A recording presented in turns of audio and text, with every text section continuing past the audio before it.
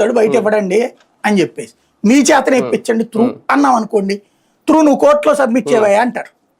కోర్టులో ఇతను ఆ డబ్బులు కట్టాడు అనుకోండి, అప్పుడు కేసు క్లోజ్ చేయడానికి ఉంటుంది. అంటే ఒక ఆప్షన్, ఒక 5-6 నెలల్లో 4 నెలల్లో ఇంతవరకు, అది కూడా విత్ ఇంట్రెస్ట్, వితౌట్ ఇంట్రెస్ట్ కాదు, మినిమం ఇంట్రెస్ట్ ఉంటుంది. అంటే గవర్నమెంట్ ఇంట్రెస్టే, అక్కడ 10 రూపాయలు 5 రూపాయలు కుదరదు అనమాట.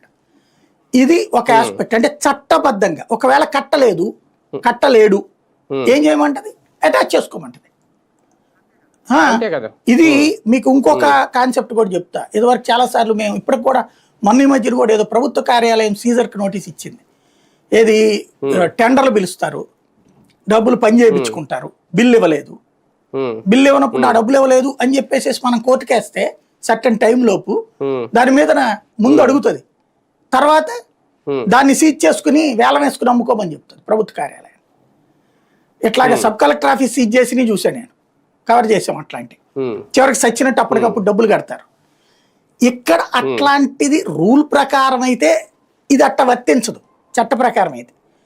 వీళ్ళు గ్యారంటీ అని రాసి ఓ పేపర్ పట్టుకొచ్చి ఇచ్చారు.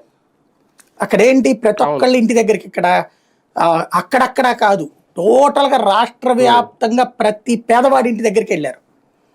సచివాలయ సిబ్బందిని పట్టుకుని, వాలంటీర్లను పట్టుకుని, వాళ్ళ పరిధిలో ఎవరెవరికైతే